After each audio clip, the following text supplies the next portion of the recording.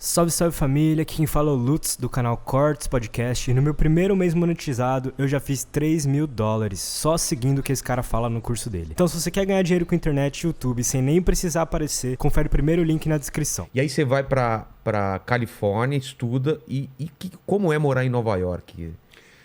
Pra um cara Nova de York é a Piracicaba. capital do mundo, né? Você de Piracicaba e de repente tá em Nova York morando e trabalhando. Olha, eu lembro que na época eu ganhava $200 por matéria. Eu tinha uma verba de $2.000. $2.000 valia mais do que vale atualmente, né? Mas que eu tinha que preencher com matérias. E é claro que não é dinheiro para eu viver assim de uma forma muito confortável. Mas você que bancava, por exemplo, o aluguel das coisas? Eu que bancava. Deve ser caro lá, Era né? caro, era caro. Era caro, mas ao mesmo... Então, eu morava num lugar perto de Little Italy, um lugar até relativamente perigoso, mas eu podia pagar e, enfim, eu não estava preocupado com isso. Tudo era festa. Tudo é festa. E foi um dos momentos mais marcantes. Eu lembro, a minha primeira matéria foi sobre a reforma da Estátua da Liberdade. Aí depois eu fiz uma matéria sobre John Glenn, que estava lançando a sua candidatura à presidência da República. Eu lembro que se Glenn não conseguisse ser mais carismático... O astronauta? O astronauta. Ele era candidato, ele estava se candidatando à presidência. Pô, e eu lembro até do texto que eu fiz dessa matéria, que o Paulo França elogiou muito. O texto era o seguinte: se Glenn não conseguir aumentar o seu carisma, sua candidatura irá para o espaço. Dessa vez, sem nenhum heroísmo. Ele falou, porra, genial, puta matéria e tal, não sei o quê. Nossa, eu passei. E aí eu ia mostrar toda vez com ele. Se eu precisasse carregar a bolsa dele, eu carregava, porque o cara era fantástico. Como o Hélio Costa também era, e o Lucas também eram pessoas fantásticas. O Regis Nestrovski, que era o coordenador. Enfim, foi uma experiência absolutamente maravilhosa, né? E eu pude cobrir um pouco de tudo, enfim. Depois eu fui correspondente na Globo, um outro momento em Londres. Em Londres também? Em Londres, eu fui correspondente a partir de 1993. Quanto tempo você ficou lá? Eu fiquei 3 anos e meio e depois eu fui correspondente da Globo novamente em Nova York, já muito mais maduro e já como correspondente sênior com salário, porque eu lembro que quando eu fui correspondente da Globo em Londres, o meu trabalho começou a chamar muito atenção, eu recebi uma proposta irrecusável. O Ayrton Senna tinha morrido, uma das minhas atribuições, uma das minhas responsabilidades, tarefas, era de cobrir a Fórmula 1. Eu cobria tudo, né? Eu estreiei cobrindo a morte, o atentado contra o juiz Giovanni Falcone, em Palermo, na Itália. Entendeu? Mas eu cobria, mas eu tinha uma incumbência que eu tinha que cumprir, né? Que era cobrir a Fórmula 1. Eu cobria a Fórmula 1 Você acompanhava? Acompanhava todo o circo, todo o calendário da Fórmula 1. Tinha um relacionamento extraordinário com o Ayrton Senna, que já tinha começado em anos anteriores, quando eu cobria a Fórmula 1 pelo SBT. Essa é uma outra história. Ele é tudo que falam mesmo, de uma pessoa maravilhosa. Eu devo muito a Ayrton Senna, ele me abriu muitas portas. A determinação dele sempre foi muito inspiradora. A família dele é uma família extraordinária. E falar de Ayrton Senna é algo muito emotivo para mim, porque eu tive a incumbência de anunciar a morte dele, né? E foi um fim de semana muito difícil, aquele 1º de maio de 94. Muito estranho aquele dia. E até o primeiro capítulo do meu livro. Aliás, esse aqui é meu livro. Esse aqui é o primeiro... No Rastro da Notícia. No Rastro da Notícia, eu conto aqui bastidores de 10 grandes Olha histórias. que novinho. Quantos anos aqui? Essa daqui foi em 1996. Eu tinha 35 anos aqui. Cobri a ascensão do Talibã. Quando o Talibã tomou o poder no Afeganistão, em 96. E foi um fato histórico determinante, porque a história da humanidade mudou a partir disso, né? Porque a partir disso você teve a Al-Qaeda, que foi abrigada pelo Talibã, você teve 11 de setembro, você teve um recrudescimento do terrorismo internacional, enfim. Então acabou sendo, no longínquo Afeganistão, uma história muito determinante. Eu fui o único jornalista da América Latina a cobrir isso daí. Antes de falar, um dos capítulos desse livro. Antes de falar sobre esse capítulo, me explica esse livro aqui. Você falou que são 10 histórias, né? São bastidores. O difícil, Rogério, foi escolher que história eu iria contar, porque você imagina, tem 4 décadas dessa mortadela aqui, né? Então, o difícil não foi escolher, o difícil foi do que eu iria abrir mão, né? Entendi. Entendeu? O que não Mas eu procurei fazer uma coisa diversificada e entrei numa transe assim, de ficar totalmente afastado do mundo para fazer um livro denso, um livro que prendesse a atenção das pessoas. Então, eu conto aqui, essa foto aqui eu tirei do meu cinegrafista lá no Afeganistão, e ela simboliza para mim contra a opressão, contra as armas da opressão, a informação. Isso aqui era o meu cinegrafista com a câmera, e esse aqui é um Kalashnikov do Talibã. Entendeu? Que é um grupo radical, né, que agora retomou o poder. Eu acabei de voltar do Afeganistão, inclusive, depois de 20 anos. Mas, enfim, essa é uma das histórias. Depois eu conto o comércio do Ayrton Senna, conto também a grande investigação sobre pedofilia na Igreja Católica, que fez com que o Vaticano reconhecesse pedofilia de sacerdotes pela primeira vez aqui no Brasil. Brasil? É a primeira vez que isso acontece. Isso até citado no... Isso que eu queria saber. Como que chega para você isso? Você tem um cheiro do que está acontecendo e vai atrás, se aprofunda? Rogério, não há um único dia onde eu não receba pelo menos 10 denúncias. Ah, é? Da mais diversa assim, qualidade, algumas consistentes, outras não. Eu até me sinto frustrado porque eu não consigo contemplar toda essa demanda. Por que isso acontece? Porque no nosso país as pessoas não confiam totalmente nas nossas instituições, o que é muito triste. Claro que tem aí grandes promotores, tem grandes juízes, jornalista não é juiz, jornalista não é promotor. Mas é muito comum a população procurar um jornalista para resolver déficits de justiça.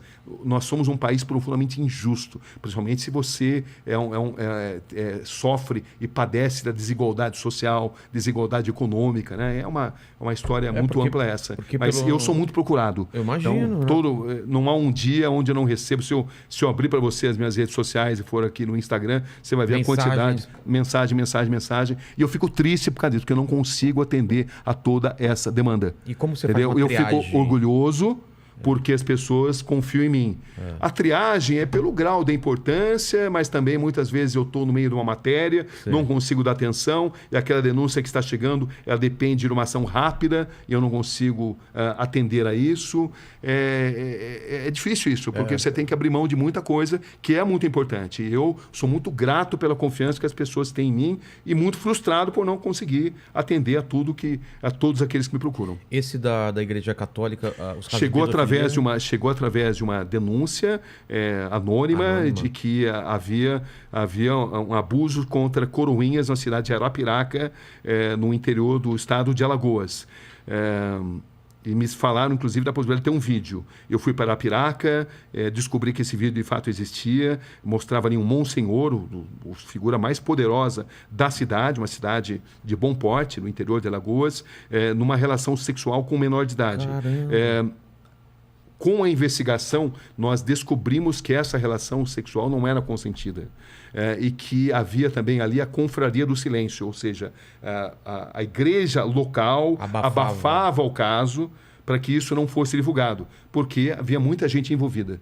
Essa que é a verdade.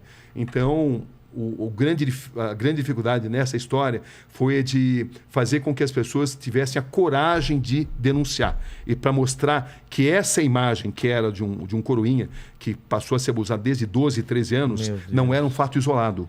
E que não se tratava de um ato sexual consentido. Entendi. Ato homossexual consentido, onde não caberia nenhum tipo de reportagem, porque a gente não faz reportagem sobre vida pessoal das pessoas. Entendi. Isso se tornou vida pessoal de indivíduos. Isso se tornou uma reportagem a partir do momento que a gente notou que havia toda uma estrutura destinada a abusar de menores, ganhando a confiança dessas pessoas, usando o poder da igreja local, e isso era feito de forma sistemática e com a complacência de boa parte da igreja. Claro que estamos falando de setores da igreja.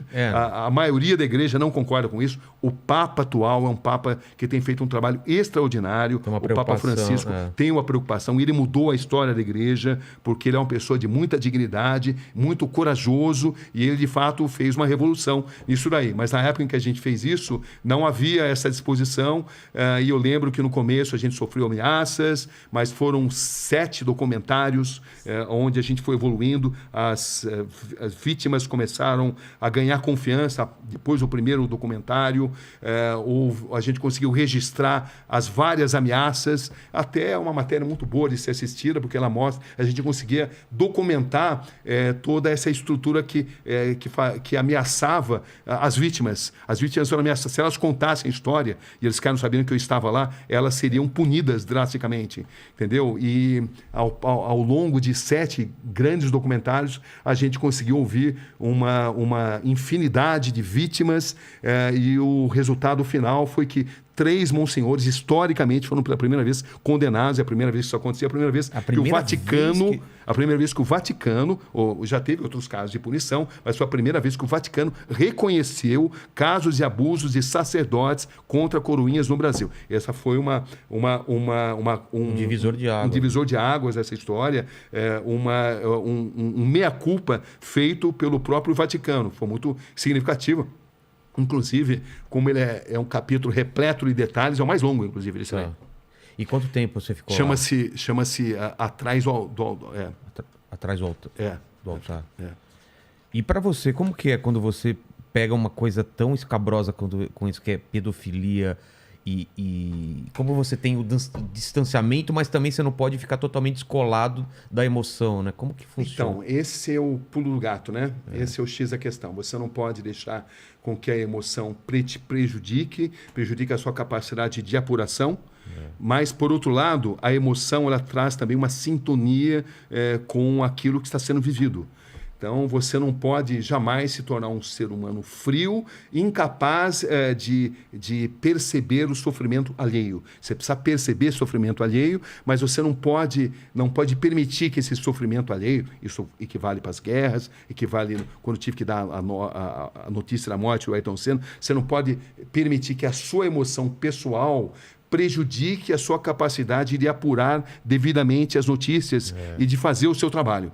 Eu não concordo com repórteres.